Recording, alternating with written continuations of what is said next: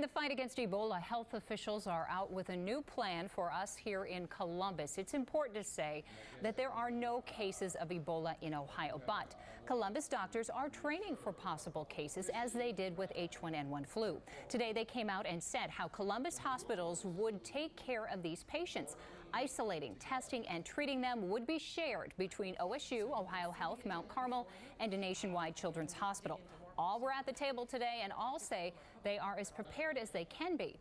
Many of the hospitals are running drills to train staff for possible Ebola patients, and especially in how they use the personal protective equipment.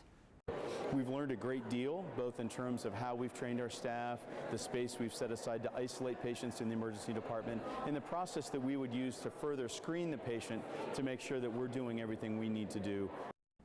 And this is interesting. Last week, there was a response to a possible case of Ebola. It was entirely a hoax.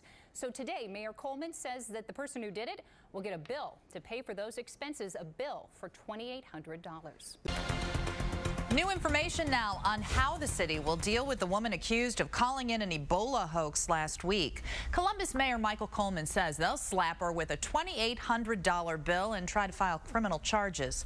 She told 911 operators she thought her sister had the virus. It was a lie.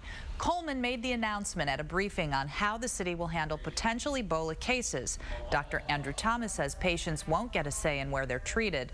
The 3 hospital systems have agreed to rotate patients 5 at a time. They tend to be in the hospital for weeks at a time, so the ability to add new patients to the system would be quite difficult once you get past 5. The Columbus Health Department will serve as a clearinghouse for information on potential Ebola cases.